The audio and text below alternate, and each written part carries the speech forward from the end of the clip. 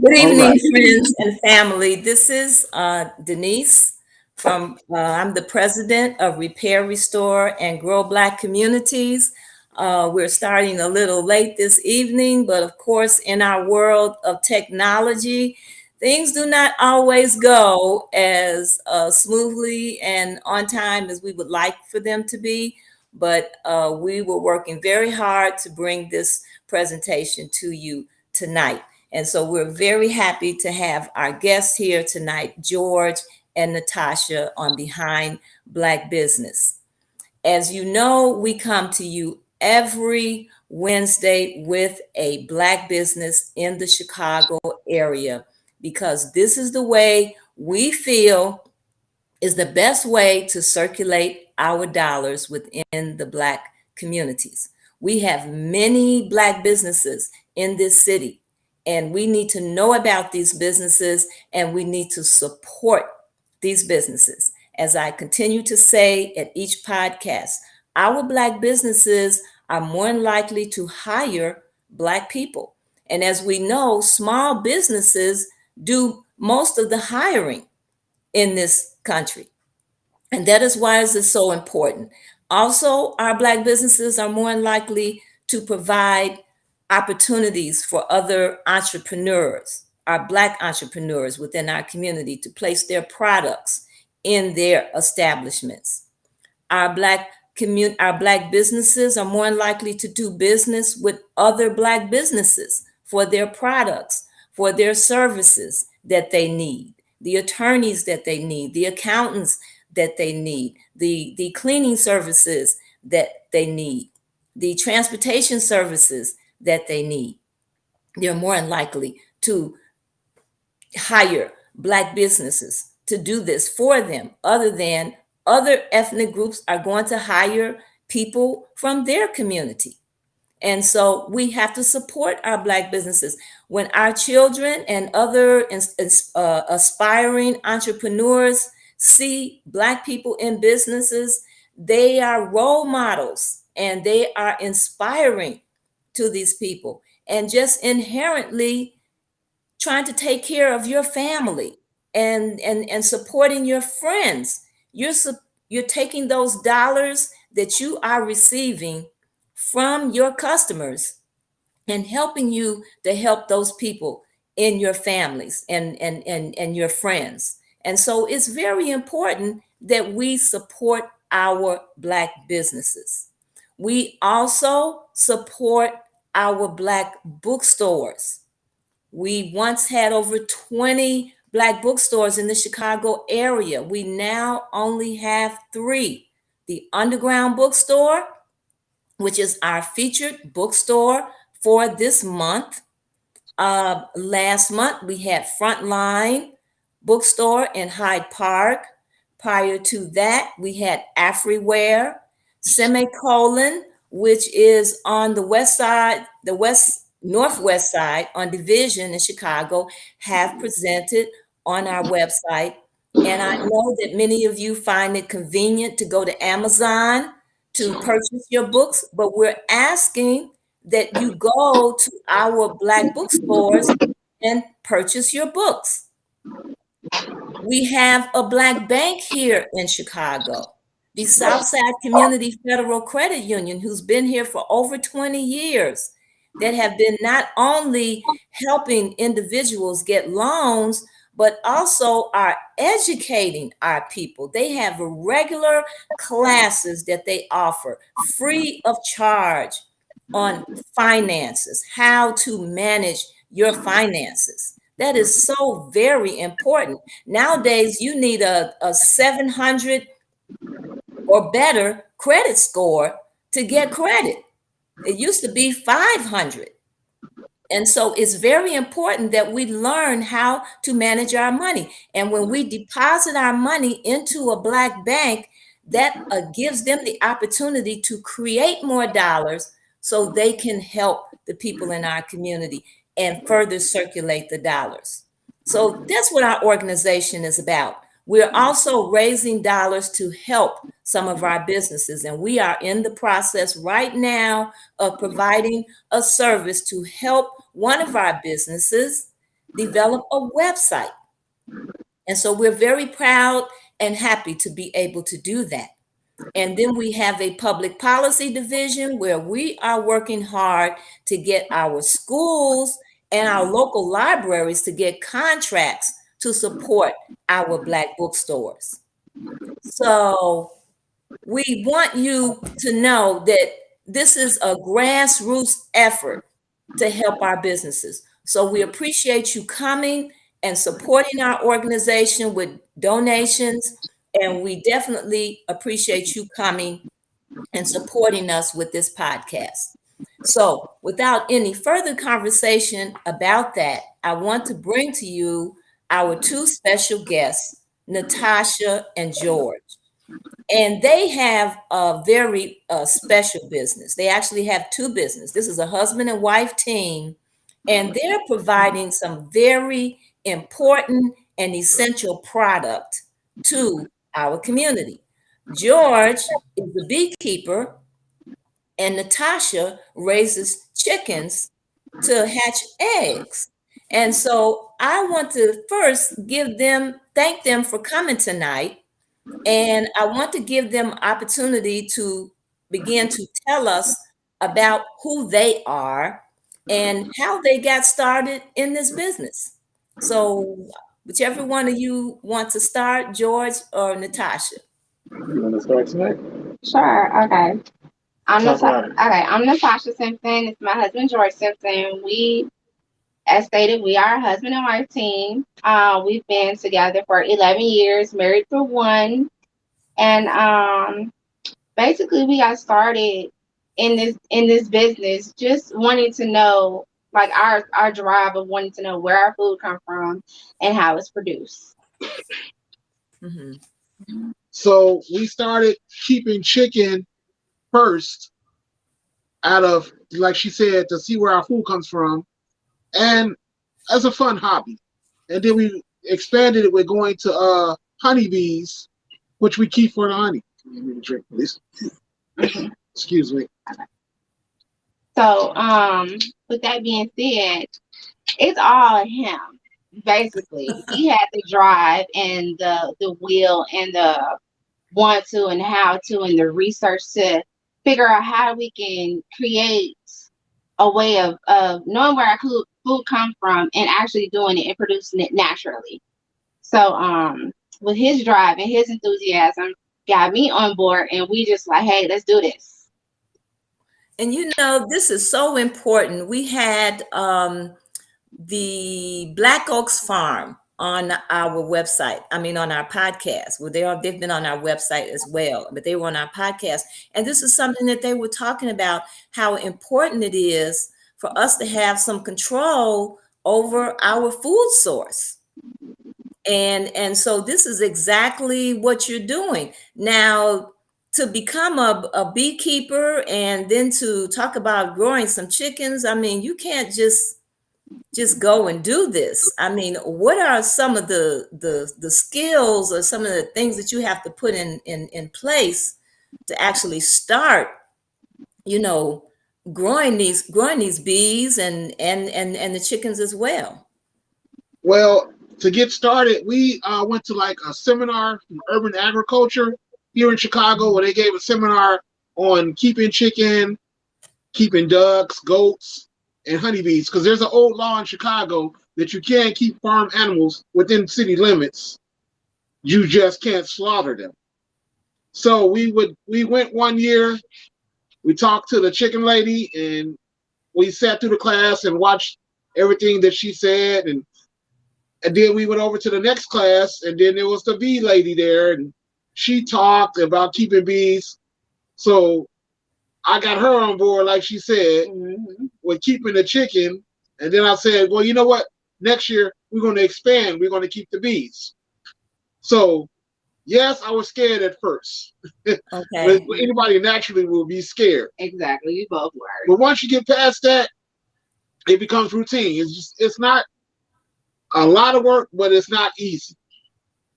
You feed them in the morning, and with the chicken, you feed them in the morning, and at night you make sure they're okay, make sure they're clean water and everything, and they'll lay 1 egg per day during the spring and the summer, and they slow down during the fall and the winter time. So you might get 1 egg, or you might not get an egg that day.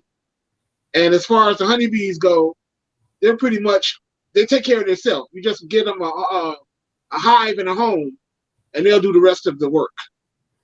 Okay, now with the chicken, how many chickens did you start out with? 6. Yes. We started out with 6 chickens. And then how long did it take before you actually started getting eggs? It was like about a couple months. About 2 or 3 months. 2 or 3 months. And then before they mature enough to start laying. Yeah. Oh, so that chicken was laying an egg every day after that. Just about. Yep. And we have what they call heritage breed chicken. So the chicken eggs that you get from the store, they're genetically modified chicken. So they're bred specifically to lay lots and lots of eggs. And the meat chicken, they're designed to get really big within a couple months. So you'd have adult chicken within no time. Well, with the heritage breeds, they grow slower, and they take a little longer to lay eggs. But at least you know you're getting not a genetically modified chicken. Okay, now I'm going to ask you a question about that. But first of all, where do you get your heritage chickens from? Well, there are a couple places. All right, and on the north side, it's called Belmont Feed and Seed. And during the spring, around Easter, they'll start selling chicks. So you get them as day-old chicks. And then there's another place in Summit, Illinois, called the Feed Store. Same way, they have them around Easter. Sometimes they have them after Easter, where you can buy chicken, you can buy baby ducks, sometimes quail, even pigeon to raise on your own. Okay, so you bought 6 little chicks, and they just start having eggs. I mean, how does that come about? Well, you gotta grow them out first. So the first few was it like a month and a half, you keep them indoors. So we kept them inside, because when they're that small, when they're little, you can't put them outside in a chicken coop and they get cold. So you keep them inside, keep a heat lamp, you keep them warm, give them fresh water, and chicken feed every day. And as they grow, they'll start growing their adult feathers, and then they get a little bigger. Then it's time to put them outside, and then about 2 months, you'll start seeing them laying eggs. So you don't need a rooster. So you don't need a rooster. Funny thing about the rooster, you don't need a rooster, but we've got, I call them accidental roosters, because when you get the baby chicks, sometimes they'll tell you, okay, these are all pullets. That means a female chick. But sometimes they'll give you a cockerel and don't know that a cock is a male chicken. So sometimes you might accidentally get a cockerel. So we've got 4 roosters by accident before. Okay. So 2 of them I had to rehome because they were fighting and they were really mean. The others, they're fine now. They're not as mean as the others. So I can go in with them and they're okay with it. So why do you have the rooster? Because, okay, it's my understanding that you don't need a rooster for the chicks to create eggs. Can you explain that process? Okay, the reason I keep the rooster is because that's the only way I want to get more chicken. So the chicken will lay an egg without a problem. The rooster fertilizes the egg. So I tell people a chicken laying an egg is sort of like a female's menstrual cycle. Mm-hmm. So if the egg isn't fertilized, it'll just pass. So with the chicken, if the rooster doesn't mate her and fertilize the egg, it'll just be a plain egg. If he fertilizes the egg and it gets incubated for 28 days, then you've got a chick. Then you have a chick. Oh, So I okay. didn't want to go and not. I kept roosters because I didn't want there to be a time where baby chicks aren't available. So I've got my roosters now. So all I have to do is fertilize the egg. Incubate the egg if they fertilize it. Then I got chicks here without having to go to an outside source for chicks. Okay. Okay. And how long do the chicks live? I mean, how long can you have chicks that actually Chicken, produce I've eggs? heard, oh, how long they produce eggs? They'll Mm-hmm. produce eggs for like 3 to 4 years. Okay. So um, after the 3 to 4 years, you can either rehome them, find someone else who just wants a chicken just to have chicken, or in our case, we're just keeping them around since they paid their dues, so they can stay for free. But the others, when they get more chick and they grow older, they'll pick up the pace where the other ones left off with laying eggs. So they'll like make up for loss. Yeah, so basically what he's saying is that as soon as we know that one flock is going to stop producing, that's when we get more chicks to keep that cycle going. Okay. So how many chicks do you have now? Was it 16, 13?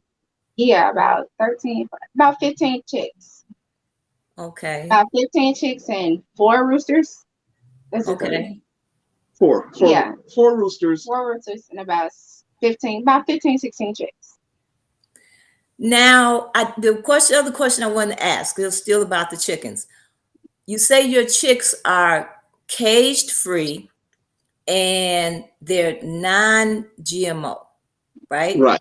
So Mm-hmm. can you explain, what that means and what the benefit of that is? Okay. With the eggs you get from the store, battery chicken they call them. They keep them in a cage that's like, Like yay tiny with like so they're not able to stretch their wings. They can't walk around. They're in like a cage, like a dog crate. They're in a dog-sized crate, a small dog crate, and they keep them in there. And they're in warehouses, and they stay there all day and just lay eggs. And they don't get a chance to go around, eat grass, eat bugs, do things that chickens do. Our Hmm. chicken, I build a coop with a run, so I let them out. Sometimes they go out in the yard and pick around and scratch around for bugs, or I throw chicken scratch, which is like dried corn, whole wheat, and they eat that. They flap around, they run around, chase each other. So they are happy chicken. They're not just in cages all day long just for the purpose of laying eggs. So they're more like a pet, but I treat them like a business also. Okay. So that goes back to that's like kosher, when they talk about animals and how they're kept and how they're slaughtered, the state of mm-hmm. being that they're in, and then when you eat that animal, you're consuming, I guess all of the stressors that are placed on that animal that has an impact on what you're actually going to consume. Right. Yep. And then with those big produced chicken farms, we really Hmm. don't know what they're feeding their chicks. Hmm. In our cases, we know what we feed them because we buy it and feed them. Yep. So Okay. the feed we buy is non-GMO feed. They Now, get a what do you lot of mean crap by corn. and explain Oh, non-GMO? non-GMO is not genetically modified. So a lot of the foods like breads that we eat are genetically modified. They scientists mess with the genome of the plant or whatever to make it grow faster or produce more or grow bigger. Well, all that stuff has an effect on us. I'll put it like this with the food that we eat. If you look at kids now as opposed to kids back in the 70s, the kids now are heavier. That's right. These kids are heavy. When I was a kid, everybody was skinny. We went Hmm. outside, we ran, we rode bikes. These kids these days, they eat.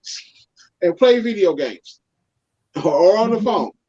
And then with the antibiotics that they give the cows and things and the chicken, you don't know what you're getting, and it gets into us. Whatever they eat, we eat them, so we're a part of them. That's right. So it's like a flamingo. The reason flamingos are pink is because they eat shrimp. So the Mm. same thing with us. Hmm. Whatever we eat them. It's going to affect us also. That's right. That's right. So Yep. you're getting cage-free chickens that, not genetically modified, so definitely healthier. And I'm sure there's a difference in the taste, Most you say? definitely. Mm-hmm. Most definitely. It's a way different taste than getting a freshly laid egg than an egg that's been sitting in the refrigerator at a store for about 2 months. It's a total difference. Because the eggs in the store, like she said, are 2 months old. When they come to the Mm-hmm. store, those eggs are over 2 months or close to it. Our eggs, when you buy from us, they're laid that week. Mm-hmm. So Our do they yolks are do our they yolks do are they do they cook differently? Like when you cook them, okay. When you other boil a eggs? fresh egg, it's kind of hard to peel it because the fresher the egg is, the harder it is to peel. So when you peel Mm, it a fresh egg, you're not going to get a perfectly peeled egg. Mm-mm. Well, at okay. least we No. have it. Yeah. Okay. Wow. That is But really the yolks are yellower, the whites are thicker. They make great cakes. Yeah. Um, yeah. wow. That is really, really interesting. Okay, well let's talk about the bees little bit now. Um, how do you start a bee? If somebody wants to start a bee farm, I mean, where do you go? What do you do to get that started? Okay. There's a number of ways you can acquire bees. You can buy them over the internet. We purchase ours from Belmont Feed and Seed. That's on the north side. And what they do is they'll sell you what's called a bee package. It's a box with screens on the side with 3 pounds of bees, which is like around 10,000 bees, 10 to 20,000. Yeah. and a queen inside what's called a queen cage, a little box they have her in inside the Hmm. big box. Hmm. So you got that, and then you buy your beehive. And once you get your hive, you set everything up and you take the bee cage and shake the bees into the box, into the hive. Then you take the queen cage and you put it in the box. And then after a few days or so, they'll release the queen from what's called the queen cage. There's a marshmallow in the end. They'll eat it out. She'll come out, and she's already made it when they sell it to you. Hmm. And she'll just start laying eggs. The queen doesn't feed herself. She has attendants that feed her. They clean her. All she do is lay eggs in the hive. That's her only job. Wow. Yeah. So what kind of environment do they require? I mean, obviously, you live in Chicago. When it gets cold, does that make a difference in terms, the climate? Does that make any difference? When it's cold, they don't hibernate. Bees create their own heat. What they do is they go into what's called a cluster. They'll surround the queen inside the hive and make a ball. They'll vibrate their wings and create temperatures up to 70, 75 degrees within the hive. So even if it's below zero outside, they'll still survive as long as they have food stores. So, like in the wintertime, they'll have some food, enough honey stored up for the winter sometimes. But to help the bees out, what you do is you create what's called a sugar cake, and you put sugar, water, and you mix it, and it gets hard, and you put that inside of the hive. And they'll eat that all winter.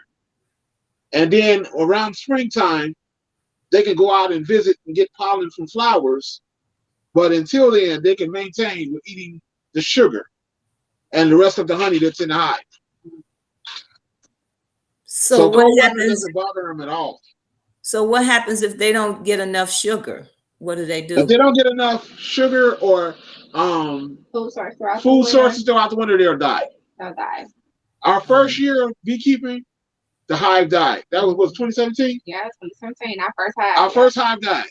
The next year, we got more bees, tried it again.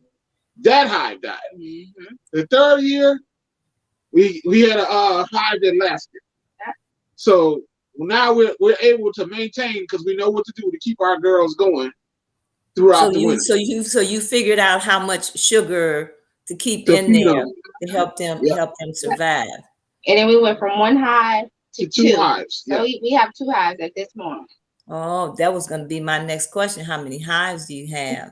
So So how much honey does that produce? Like one hive? How much honey do you? how much honey do you eat? One hive will get you around 40 pounds of honey. So we had 2 hives, so we had 80 pounds of honey this year. Well, just in the fall we had 80. In the spring we had, I want to say like 40. Yeah, it was a half in the spring. So 40 in the spring, and just recently in October we did our last harvest. We did 80 pounds. Wow. Now, do you sell the? I know some. I see jars of honey because your honey is raw honey, right? Yes. Can you tell us the difference? You know, because you see different kinds of honey out here. And I see the honey, which actually has the cones inside of the jars. And, and then I see raw honey, and then I just see other types of honey. So can you kind of tell us the difference in these different, and then I see this honey called Manuka. I think it's called Manuka honey. Manuka honey, that's from New Zealand. Can you tell us what's the difference in these The different Manuka types honey of honey? is from a specific flower in New Zealand. Mm-hmm. So we don't have Manuka. We got raw honey. Sometimes we put comb inside the jars. Mm-hmm. When I say raw honey, we don't process it or anything. What we do is we take it from the hive, put it in a jar, and don't touch it. Store-bought honey is pasteurized, so they'll heat it up to a certain temperature. But when they do that, that kills most of the nutrients in the honey. So with the raw honey, you're getting all the nutrients. And so it's what are benefits for honey? Okay. The raw honey, you can use it as a sugar substitute. It will not raise your glucose index. It's good for allergies. It's good for asthma. If you have a cut, it'll help you heal faster. Like right now, it's the winter season and my allergies act up. What I do, I just take a spoonful of honey every day and I'm good. I have no allergy problems in the winter or in the summer. So that's my everyday regimen. Take a teaspoon of honey. I was reading this story on the internet about another couple. You may have heard of them. I think they're called Zach and Zoe. Zach and Zoe. Oh, that's the brother and sister. Yeah. They live in New Jersey, and that's what inspired them. I think their son had allergies really, really bad. They were constantly going to the hospital with him. And that's how they got into it, experimenting with the honey to help their son through their allergies. And they said he's doing fine now. Yeah. Yeah. So that's interesting that they're creating something that's helpful to people. But then you have people who are allergic to bees. Yeah, I don't know as far as like if somebody being allergic to it, to a bee sting, if that would affect them with eating the honey. I'm not sure about that. Okay. But that's one thing about beekeeping. You are going to get stung. Oh, yeah. We've been stung multiple times. Been stung multiple times. So you will get stung. There ain't no way around it. It don't hurt. It just feel like you're getting an injection. That's all it's like. It's just a little boop, and that's it. Oh, wow. But, what most people don't know is that the whole hive, every person, every bee has their own job. Mind if I let you guys know? The hive is a female-run business, y'all. The females run the hives. Okay. The males just make the queen to make the brood. The brood is actually the baby bees. But the females, they go out, they forage, they not only do they forage, they take care of the queen, they take care of the babies, they pretty much guard the hive and everything. So do you have more female bees than the males in the Yeah, hive? the hive is mostly female. Mhm. The Okay. male bees at the end of the summer, in the middle of the fall, the female bees evict all the males from the hive. Oh, You can wow. literally watch them pull the males by their legs out of the hive. So as far as like right now, there are no male bees in that hive Nope, not Why at do all. they do that? because male bees don't provide any kind of anything. The females are the foragers. The females are the guard bees. Male bees don't sting. They don't have stingers. Um, they don't help with the queen. The male bee's only job is to mate the queen. So when she's laying eggs, she decides whether it's going to be a male or a female. The queen does. Oh, wow. But the funny part about it, the queen doesn't rule the hive. The queen just lays the eggs, and the nurse bees and all the other bees take care of her. When they're ready for a new queen, if she isn't laying to a degree that they like, they'll replace the queen. Oh, wow. Or if the Now hive how is too, how was that queen replaced? You they know? they do what's called balling her. So they'll surround her, flap their wings, create that heat, hot like an oven, and kill her. And Mm. then they'll take what's called royal jelly. They'll feed to larvae, and then they'll make a new queen like that. So in other cases, if the hive's too crowded, the queen will take half of the hive and she'll leave and look for another place to live. So either they'll make the ones that remain, they either make another queen or you got to replace the queen. So we've That, had that happen with all the bees left our hive before. Mhm. We've mm, had that happen. They swarm. They call it a swarm, where they'll just all leave the hive, only the hive. and you won't have any bees at all. That is They'll so take interesting. they'll They take have what food that stores they can, and then they'll leave. they have such a interesting community and culture almost, in terms of how they interact and how they survive and how Mhm. they move and do what they do. That's just fascinating. Now Right, I because know, you bees said, communicate with each other.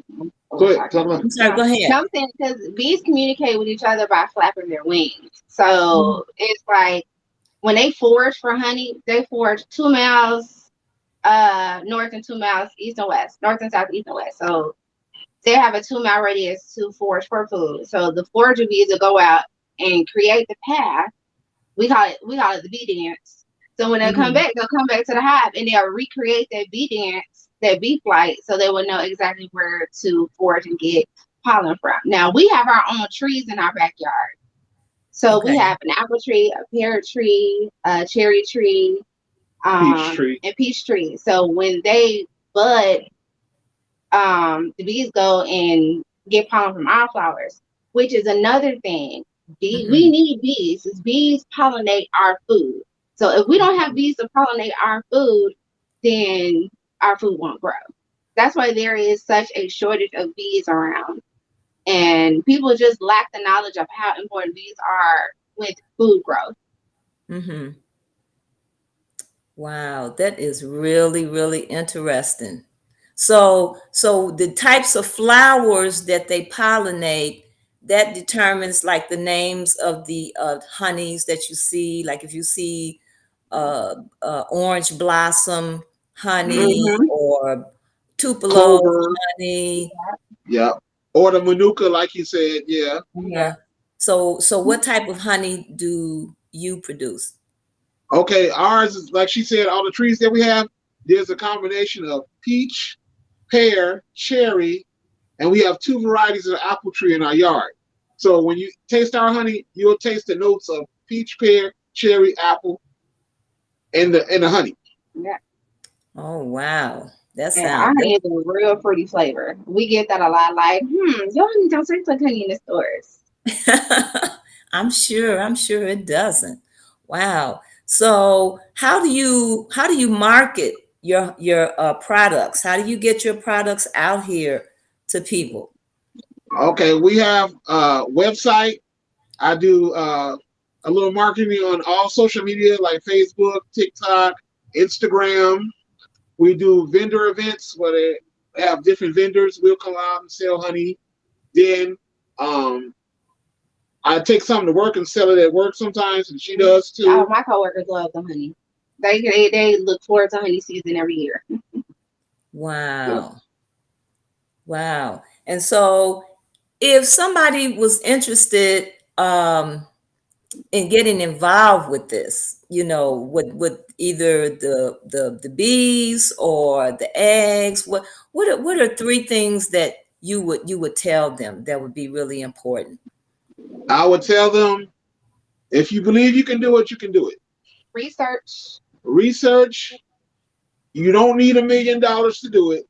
Although beekeeping can be very expensive because a hive is going to cost you a couple $100.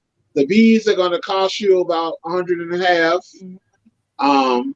Chicken, when you buy baby chicks, they're like 2 for $8. So the chicken are cheap. So your So initial investment. Now, I'm sure did you have to get some type of certifications? nope. No, there is no certification. Actually, but depend on where you at and your Municipal area. yeah, your area, you need to see what your alderman or your ward is allowing, because we know for a fact that in Chicago there is no limit, but in some suburbs they will allow it, but you might be limited to how much you can keep as far as bees and chickens. Okay. So what would be your initial investment that you would say if somebody wanted to start this project? With chicken, I want to say about $300. With the Okay. bees, about 5. Yeah, that's Okay. including like That's everything you need to get started. Now, So with the chicken, you're gonna need a place for them to live. Once you get them outside, they're gonna need somewhere to live. They're gonna need waterers. In the wintertime, you're gonna need heated waterers and feed mhm. and straw. and then for those who's not handy like my husband and I, hand I drills build everything, I build then you have to think about the price of actually buying the hive. I mean, buying chicken not the coop. hive, buying the chicken hoop. Yeah. And so how much space do you need? Do you need to have a big backyard? Do you We need to have a We don't have a big barn? backyard. we've got a small backyard, a very small backyard. With the bees, you just need to be able to set them somewhere where people can't go over there and agitate them or knock over the hive, or with the chicken, as long as they're in your yard and you got a 6-foot fence, you're fine. Yeah. Because they'll jump over the fence if they really want to. Mines Okay. are nice, so they haven't, so far, knock on wood, they haven't jumped the fence on me. So you haven't had any problems with your neighbors complaining about anything? Well, we've had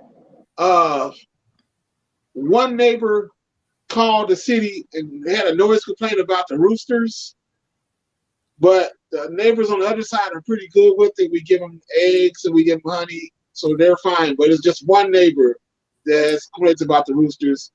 But they're not that loud. They're loud, and they just don't crow in the morning. They crow all day long The and night, roosters? day and night, 24 hours Oh a my day. goodness. It's like having a guard dog with wings and feathers. Because if they hear anything, when I come in the garage, if I hear the garage door lift up, they crow. If they hear you walking past, they crow. Mm-hmm. Yeah. So it's like having a guard dog with wings and feathers. Are they friendly if somebody comes into your yard? They're friendly to me. They said the chicken can recognize over 100 different faces. Oh wow. So they know their people. Mm-hmm. I don't have company in my yard, and I don't bring a lot of people around them, but they know us. we feed them. So When they see us, they be like, "Oh, it's food time." it's So they time come for a treat, running. or it's time for food. Mm-hmm. Yeah. Okay. But like it wouldn't be, I remember I used to visit my great grandmother in Tennessee when I was a little girl, and she had a rooster, and she had this hen in her yard, and they were mean. I remember, as a kid, I would be afraid to go in the yard when they were out there. So that's why I was wondering. Oh, the two that I rehomed were mean. Yeah, Okay. We ran across our fair share of mean I've got ones. attacked a couple times by them, but yeah. But the hens are fine. They're really friendly. Some of them will eat out of your hand. Mhm. Wow. So what has been some of the greatest challenges that you say you would think that you may have had? Well, and for with the chicken, just the wintertime with the snow. Cause I gotta get in the coop to feed them, so I gotta dig.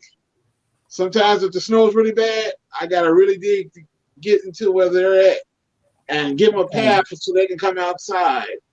Okay. But as far as the cold, like I tell people, if you look around in the wintertime, you see plenty of pigeons. You see sparrows. Cold weather doesn't bother birds. Okay. They'll be fine. As long as you provide them someplace where it's not drafty and provide them with straw so they can bed down in the straw, and then they cuddle up with each other so they stay nice and warm all winter. So far, out of all the years we've been keeping chicken, we never lost a chicken to the winter. Never. Okay. And you don't need heat in the chicken coop. Heat in the chicken coop causes fires. Every Mm. year, people burn down their house trying to keep the chicken warm. Oh, No, wow. That's why they have feathers for. they've got Okay. feathers and they've kept chicken way before we had heated homes. Mhm. Mm-hmm. So yeah, so no, you don't need to heat the chicken coop. Nah. Wow. Yeah. That The is chicken they have two different types of feathers. In the winter they grow their winter feathers. They're thicker feathers. So that keeps them mhm. warm throughout the winter. And then when they molt, when they call molting season, they'll molt those and then create their lighter feathers for the spring Spring and and summer. summer months. So that's how they keep cool in the spring and warm in the winter. Wow. This has been so fascinating, learning about the chickens and learning about the bees, just to realize how complex their lives are. We look at them as just chickens and just bees, bees you're afraid of and pests, but not really understanding the world that they live in. And I think you described that quite well tonight. And so, are your products in any stores? Are there any stores that are carrying your products right now? No, No. no, we mostly do vendor events or someone wants to come to our website, simpsonsouthsidehoney.com, or if they see us on any of the social media and send me a message, I pretty much will deliver anywhere in the city or close suburbs. Okay, okay, that's great. And so, would people want to find out about you, where do they go? Okay, you can on all the social media, Simpsons Southside Honey, or Okay. you can call at 773-982-7982, and I always answer day or night. So And I can vouch for that because I would say every time I called you, you answer even when you I'm answer at the work in the phone. daytime, I can still find time to answer my phone and be of help to a potential customer. Hmm. So this is not something. This is something that you do full time, or is this a No, venture no, that you've this been able to live off of, or no. It's like a side business. I have a okay, day job. She has I a do day okay, too. job. okay, Um, it's not nothing that's gonna get you rich overnight. I don't do hmm, it for the fame. We do it for the enjoyment. I do it for the enjoyment, and I want Black children to realize everything doesn't come from a package. There's a reason you have chicken. There's a reason you have eggs, beef, or fish. There are animals that produce these things. So I want all children to realize it's not a magical plastic machine that's going to print out some meat or fry out fish or eggs come out of a basket. No, these are living creatures that create these things so we can have these things to eat. Exactly. Our youth need to understand, like, you can't just food just don't come from a store to just swipe a card or pay cash for and buy. It's a process. Because me growing up, my grandparents were from down south. My grandfather's mom, I was able to meet my great grandmother on both sides of my family. My mom and my mom's father and my mom's mother, great grandparents, I met both down south.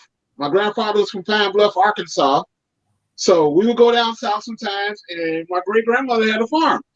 I would chase Okay. chicken all the time, get out there in the dirt. My grandparents would grow a garden, so I was used to these things. These kids these days have no idea about farming or anything like that. Everything's computer or let's go to the store. No, no. I would like to see that change. Do I you would like to have, see. so how are you going about doing that? Do you go to schools and talk to children, or you have seminars or workshops? Or, I've been offered to go to school, so I'm waiting on someone to give me the green light to come. So I'm open to going to schools and talking to kids because they need to see this. yes, They they really do. need to learn these things. Yes, they do. Yes, they Yes, do. because if we don't have farmers, we're always dependent on someone else to grow our food and feed us. That's not That's right. good. That's right. Well, I am so proud of you guys and what you're doing. You know, a black couple working together and providing such an important, an essential product to our community, and the passion that you have behind it. You're not just in it for the money, you're making money, but you're trying to make a difference. And that experience that you had coming up as a child, I'm sure that has had some kind of inspiration or played some role there in the background to give you the vision to do that. So I want to thank you. We thank you for having Oh us. yeah. Absolutely. And I did buy some of your honey, and I will be getting some more. It's We appreciate We'll delicious. it. be here. Yep, it's absolutely delicious. And like you say, it is also nutritious, and it can be used for didn't I hear you say once before that you can use it for cleaning furniture? Did I hear you say something like that? The beeswax, you can use the wax The for wax from the furniture bee. polish. Yeah. Okay. Okay. There you go. Okay. All right. Well, thank you, George and Natasha. I'm going to bring Doris on. She's going to end our show tonight, but I want to thank you so much. We hope to have you come back, maybe in the spring, Oh and yeah, we would love to. Yeah. have you come back and talk about this some more. Because this has been Hopefully in the spring we really can do enlightening. a broadcast from the yard so I can show the bees. That would be That would be great. awesome. Hey, we're going to do it. It's already done. Okay. Yes. All right. Absolutely. Okay. So thank you so much for coming on, and you guys keep doing what you're doing. All right. All Because right. you are definitely circulating that dollar and doing what we need to be doing in our communities. So thank you. Okay. Thank All right. you. Okay.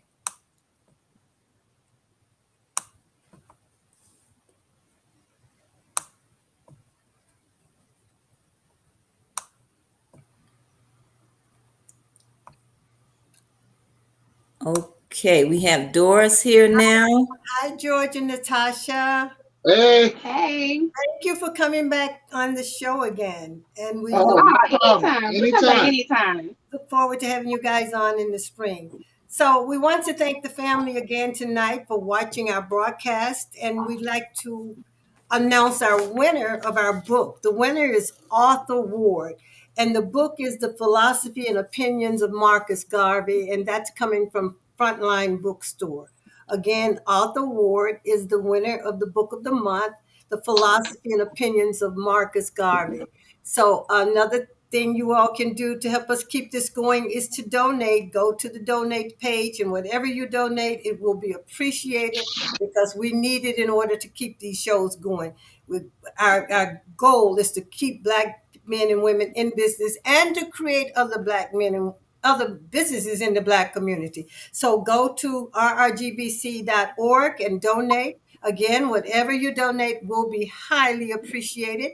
And we will see you next Wednesday at the same time, 8 o'clock. Thank you so much and have a good evening. Okay. Good night, everybody. Good Good night. All night. right. Good night.